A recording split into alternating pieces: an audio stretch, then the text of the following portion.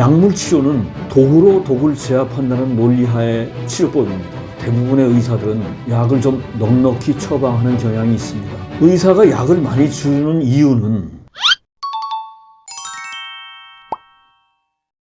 우리가 알고 있는 건강 상식 중에 잘못 알려진 것들이 꽤 있습니다. 꼭 다 틀렸다기보다 그렇게 너무 일방적으로 주장하는 것이 좀 문제가 있다는 말씀입니다. 예로 두 가지를 설명드리겠습니다. 첫째, 의사가 처방해준 약은 모두 다 먹어라. 얼핏 들으면 아주 지당하신 말씀입니다. 이거를 의사나 약사들에 물어봐도 모두 당연한 얘기 아니야? 라고 할 겁니다. 그러나 다시 생각해 봅시다. 약은 일종의 독입니다. 약물 치료는 독으로 독을 제압한다는 논리하의 치료법입니다. 환자에게 확실한 약효를 나타내도록 대부분의 의사들은 약을 좀 넉넉히 처방하는 경향이 있습니다. 또 쓸데없이 약을 많이 주는 무능한 의사도 많습니다. 무능한 의사일수록 약을 많이 줍니다. 의사가 약을 많이 주는 이유는 의사와 약사가 환자에게 이제는 약을 복용하지 않아도 됩니다 라고 정직하게 말한다면 만에 불의의 사태가 발생했을 때 그 말에 책임을 져야 할 것입니다. 그래서 책임을 피하기 위해서 본심을 떠난 얘기를 할 수가 있는 것입니다. 그래도 상식 있는 의사는 몸을 위한다면 약을 너무 많이 먹지 말라고 조언을 할 겁니다. 원래 약이 필요 없어질 만큼 환자의 자가치유력이 높아지도록 환자를 지도하고 경과를 꼼꼼히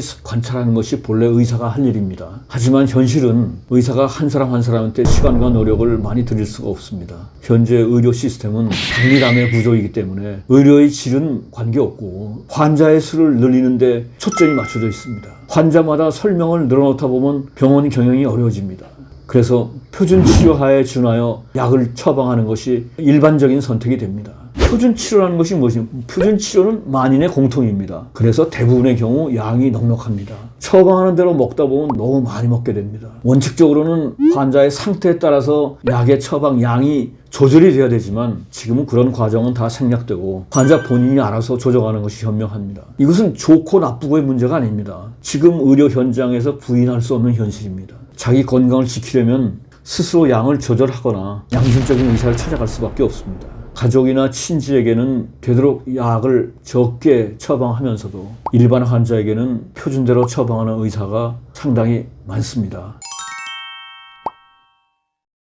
약은 필요한 기간 내에 필요한 최소량만 먹는다면 아무 문제가 없습니다. 하지만 무슨 약이든 길게 먹는 것은 좋지 않습니다. 약은 우리 몸의 이물질이며 독입니다. 그리고 무엇보다 약을 오래 먹어야 될 이유가 없습니다. 약은 병을 근본적으로 치료하는 것이 아닙니다. 증상을 완화하는 것입니다. 더 나아가서는 약은 증상을 완화를 시키기 때문에 근본적인 해결을 지연시키기도 합니다. 약을 장기간 복용한다는 것은 근본 해결을 지연하며 독을 체내에 계속 넣는 셈입니다.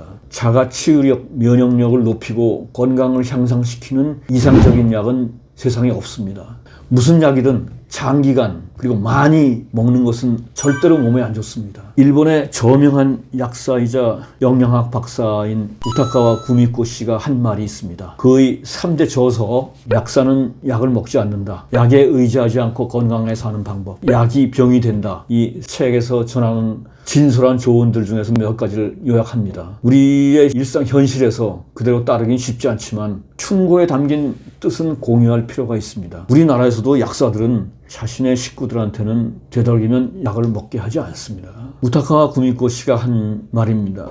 여러분, 병원에서 처방해준 약을 다 먹지 않아서 의사에게 혼난 적이 없습니까? 제대로 모두 먹지 않으면 낫지 않습니다. 내 말을 안 들으면 나중에 모릅니다. 엄포송 말까지 하는 의사도 있습니다. 또 약국에서도 처방한 약을 전부 먹도록 지도합니다. 이러한 상황은 환자를 위한다기보다는 약을 먹는 습관을 몸에 익히도록 하겠다는 의도가 숨어 있다는 것도 부정할 수 없습니다. 끝까지 다 먹는 게 좋은 편인 경우도 있습니다. 그러나 약을 먹지 않고 건강해지는 게 환자에게는 베스트입니다. 그래서 환자 입장에서는 자신의 몸 상태에서 느낄 때 먹지 않아도 좋겠다 라고 판단했으면 그렇게 생각한 이유를 의사에게 당당히 말합시다. 약으로 더 나빠졌든지 혹시 더 좋아졌든지 그래서 더 필요 없다고 생각하는 등 뭐든지 얘기해야 됩니다. 그리고 앞으로의 치료에 대해서도 조정해 나가도록 합시다 라는 것이 일본의 저명한 약사 우타카 구미코 씨의 조언입니다. 마지막으로 수면은 꼭 하루에 7, 8시간을 자야 하나? 수면은 단순한 휴식이 아닙니다. 우리가 쉰다고 생각하지만 몸은 수면 중에도 열심히 일하고 있습니다. 밤에 자는 동안에 우리 몸은 낮에 훼손된 자가 치유력을 복구합니다. 수면을 소홀히 하면 그 복구 작업을 방해하는 셈입니다. 그래서 잠을 잘 자야지 우리 자가 치유력, 면역력이 건전하게 유지가 됩니다. 우리가 어렸을 때부터 귀에 따갑게 들은 얘기가 규칙적인 생활을 하라입니다. 규칙적인 생활을 하면 면역력이 높아지고 불규칙한 사람들은 면역력이 훨씬 낮고 질병의 원인이 됩니다. 특히 중장년 이후는 불규칙한 생활을 피해야 됩니다. 수면도 되도록이면 규칙적으로 하고 취침은 되도록 밤 12시 이전에, 기상은 아침 6시, 7시 이전에 6, 7시간은 푹 자도록 권장되고 있습니다. 참고로 암 환자들의 경우에 지금까지 불규칙했던 생활을 규칙적으로 개선하기만 해도 면역력 지표가 현저히 상승하는 사례가 많습니다. 자, 그렇다면 수면 시간은 몇 시간이 좋을까? 많은 전문가들의 의견에 의하면 수면을 최소한 7, 8시간 이상 하라고 강조합니다. 그렇다 보니까 많은 사람들이 절대 시간 자체에 스트레스를 많이 받는 것 같습니다. 하지만 여기에는 개인차가 있으니까 수면 시간에는 너무 크게 예민하게 반응하지 않아도 됩니다.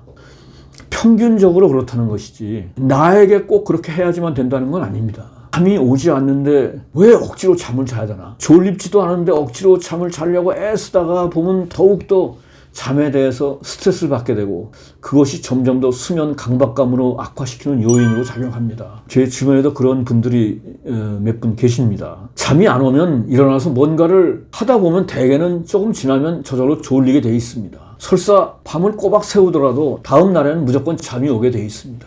우리가 알아둘 것은 절대 시간보다는 더 중요한 두 가지가 있습니다.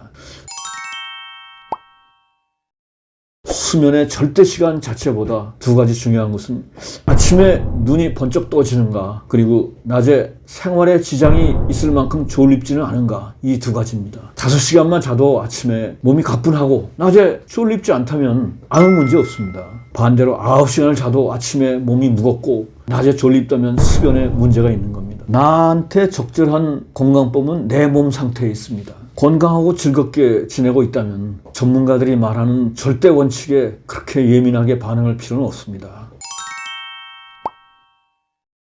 우리 몸은 우리가 생각하는 것보다 훨씬 지혜롭습니다. 그래서 처음부터 맹목적으로 약, 의사, 병원에 너무 의존하지 말고 내 몸과 더 진솔하게 마주치고 내 몸 안에 생명력과 자가치유력을 굳게 믿고 존중합시다. 일단 병이 진전돼서 의사와 병원에 의존하게 된다면 병원에서 잘 할 수 있는 것, 그리고서 병원에서 할 수 없는 것을 제대로 알고, 또한 의사에게 맡길 것과 의사에게 맡기지 않아도 될 것을 구분해서 가능한 한 자신의 몸은 자신이 돌본다는 원칙을 세웁시다. 서양 의학이 잘 다룰 수 있는 문제를 가지고 대안적인 치료법에 의존하지 말고, 또한 서양 의학이 치료하기 힘든 증세를 놓고 서양 의학에서 도움을 얻으려고 하지 맙시다. 제가 제시하는 건강 장수 핵심의 뚜를 꿰뚫고 나서 나누어는 건강 관련 불량 정보에 휘둘리지 맙시다. 무엇보다 타인에 의한 수동적인 처치 이전에 우선적으로 이 책에서 제시된 건강 장수 4대 핵심 식,